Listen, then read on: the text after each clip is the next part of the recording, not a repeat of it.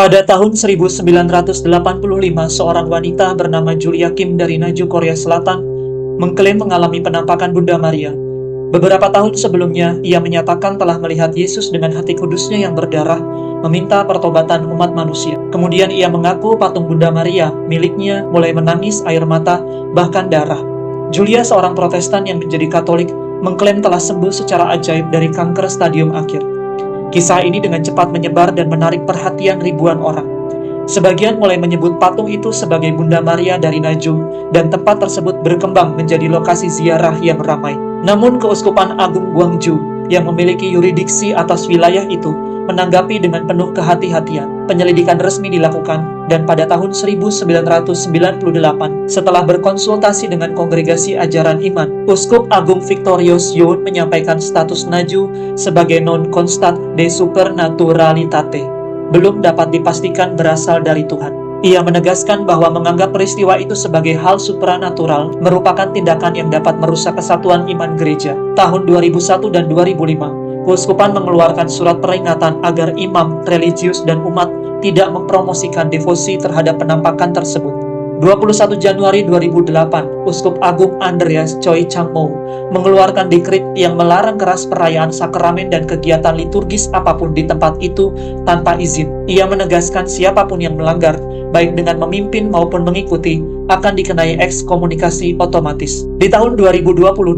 muncul kembali kontroversi ketika seorang mantan imam Salesian, Alexander Kim Dae-sik, terus memimpin pelayanan sakramental secara tidak sah di tempat-tempat pribadi yang berkaitan dengan fenomena Naju. Kim yang ditabiskan pada tahun 1996 dan sempat menjadi misionaris di Malawi, Afrika.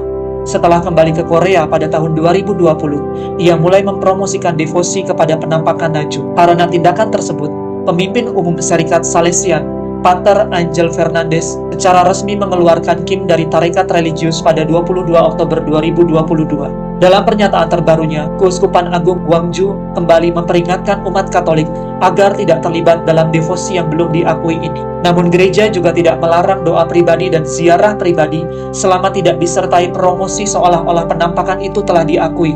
Menyebarkan ajaran Julia Kim seolah-olah telah disetujui oleh gereja, mengadakan perayaan liturgi resmi, ekaristi, dan sebagainya tanpa izin keuskupan, menyerang otoritas gereja, uskup setempat, atau paus. Norma terbaru dari Vatikan tahun 2024 yang dikeluarkan oleh Dikasteri Ajaran Iman menyatakan setiap fenomena rohani yang belum diakui tidak boleh dijadikan sarana untuk keuntungan pribadi atau komersialisasi. Segala bentuk eksploitasi ekonomi atas nama penampakan harus dihindari sepenuhnya. Tuduhan komersialisme di Naju adalah salah satu kritik utama yang membuat gereja bersikap hati-hati dan akhirnya tidak memberikan pengakuan resmi atas penampakan di sana.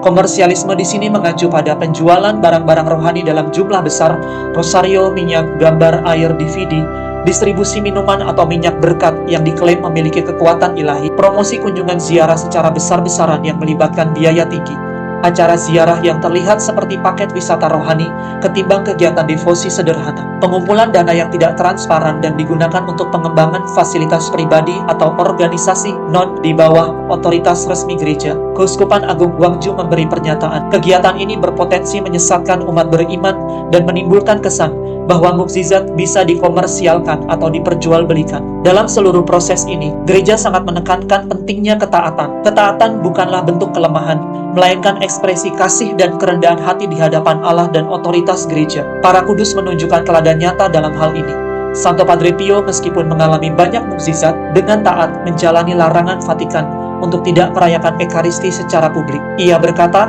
"Saya lebih memilih taat kepada gereja daripada melihat mukjizat terjadi melalui tangan saya." Santa Bernadette Soubirous, visioner Lourdes, selalu merendahkan diri dan berkata, "Tugas saya hanya menyampaikan, setelah itu gereja yang menilai."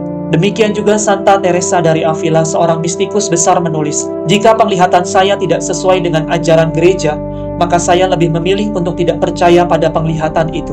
Ketaatan menjaga kemurnian iman. Gereja percaya bahwa jika suatu peristiwa benar-benar berasal dari Allah, maka pada waktunya akan diakui dengan terang dan membawa buah yang kudus.